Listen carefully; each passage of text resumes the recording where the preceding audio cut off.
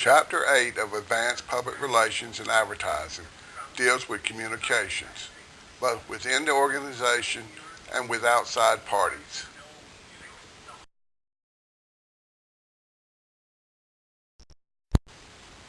The mission statement expresses the purpose of the organization. Open communications means that messages flow both up and down the chain of command. The top-down communications model means that all official messages flow down from top management to lower level managers. The basic management model is to use objectives to evaluate employee performance.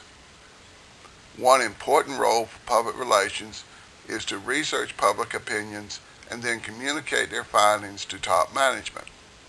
The fundamental purpose of public relations is to change public opinion. There is a process for solving problems in public relations.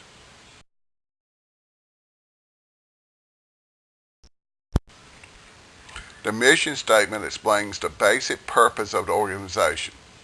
Everything else flows from the mission statement, including the goals of the organization. The goals are specific measures of whether the company meets the mission statement.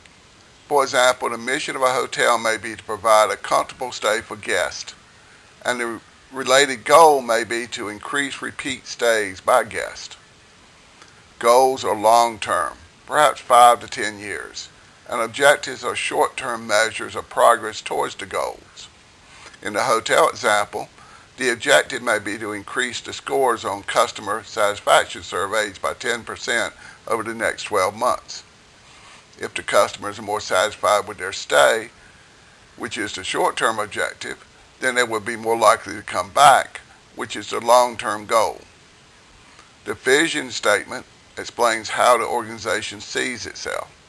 For example, the hotel's vision statement may be that they are a friendly, family-oriented lodging firm. Another hotel may have a different vision statement. They may say that they are an efficient, business-oriented location for conferences. The vision is the self-image of the company, and the brand is the public image of the organization. Another important document is the Statement of Core Values, which explains how the organization treats its stakeholders, both internal employees and external customers.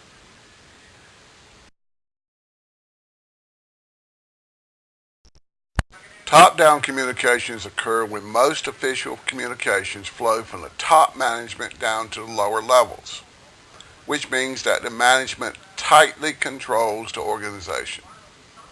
But organizations with open communications have flows both up to top managers and down to lower level managers and between managers on the same level. This means that employees have much more authority to make decisions.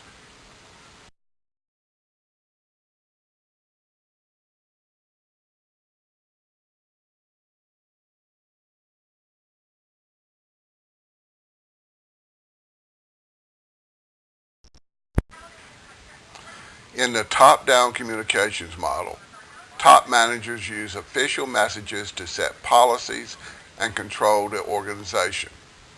In this model, all official communications flow down to lower level managers. Information is tightly controlled, with lower managers only having access to information that they need to know in order to do their jobs. This model reflects the general rule that knowledge is power, and in this case, the top managers have all the power. This leads to domineering decision making by upper management with very little authority granted to lower level managers. This communications model is generally found in industries that have been established for a long period of time, so they are very price competitive. This model allows top management to enforce tight controls on employees in order to keep costs down.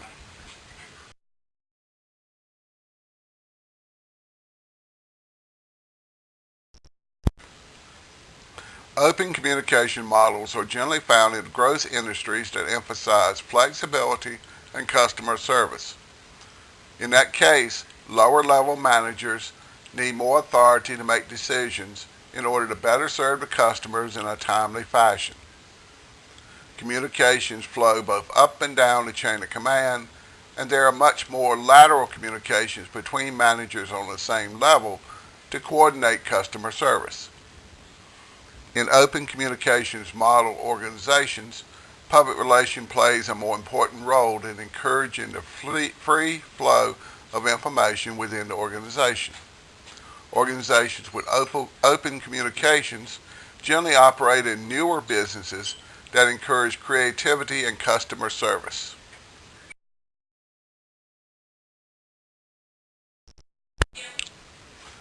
Management by objectives was the management fad 20 years ago, but this concept had a significant impact on human resources management. Employees generally go through performance evaluations every 6 months. First, they review whether or not they achieved their personal objectives for the last 6 months, and then, with the help of their supervisors, they set new objectives for the next 6 months. Promotions or raises are based on whether or not they achieved their objectives. Managers meet with supervisors to set objectives for the department, and they're evaluated on whether or not their department met objectives, and so on up the chain of command. But the objectives are actually set from top down. The top management sets the objectives for the organization as a whole, then departments set objectives based on the overall objective, and so on down to the individual objectives which support the departmental objectives. Objectives must be quantifiable, they must support the organization's goals, and they must include a timetable to be met.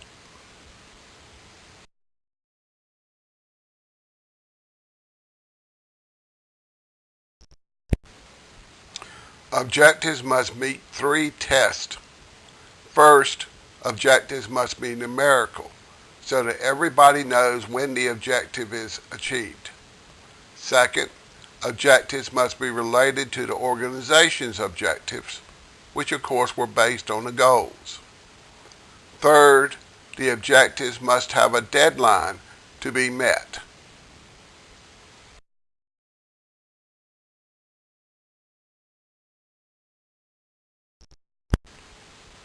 One of the most important roles of public relations is to use research to determine the opinions of the public. As part of the research process, public relations departments should look for potential problems. For example, research might show that the public is becoming more concerned about privacy, so then the organization should take additional steps to protect the privacy of customers before something happens, like a hacker attack that creates a crisis around a privacy issue. Public relations practitioners search for news stories that affect the organization. They also monitor tweets and Facebook comments related to the firm or to the industry, and they analyze the results of public polls. Organizations should develop a relationship between public relations and the legal staff so that they can respond quickly to any threats or lawsuits which might negatively affect the public opinion of the organization. Another department that should coordinate with public relations is human resources, because public relations should help create messages to the employees that explain changes in the organization's employee policies.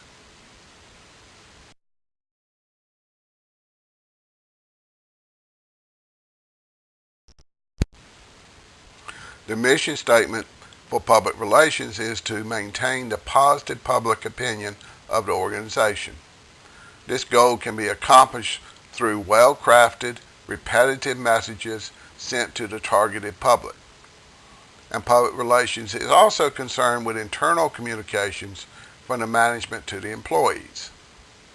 However, the principal concern of public relations is the communications effort to reach the external targeted publics.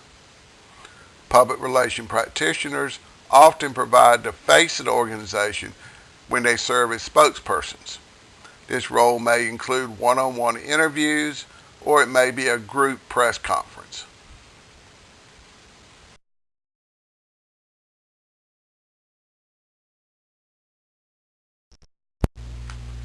John Morrison developed a model to explain the process of public relations.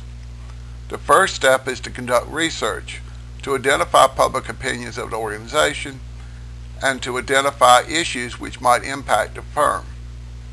Then public relations must determine actions to affect public opinions. These actions vary from developing explanations to changing the organization's policies and behaviors. Public relations must communicate these actions in forms ranging from press releases to special events such as open houses. The fourth and last step is to conduct research again to determine the impact of the communications on public opinion.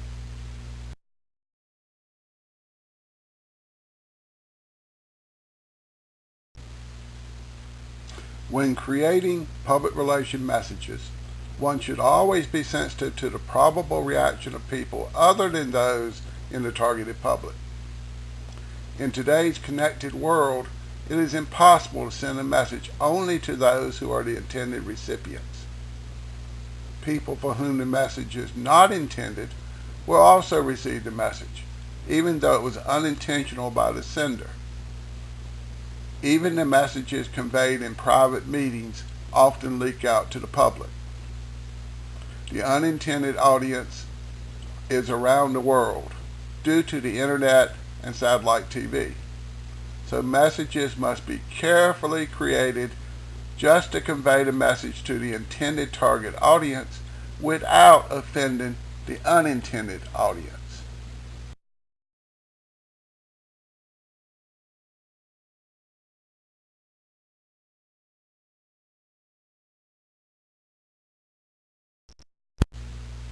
The mission statement expresses the principal role of the organization.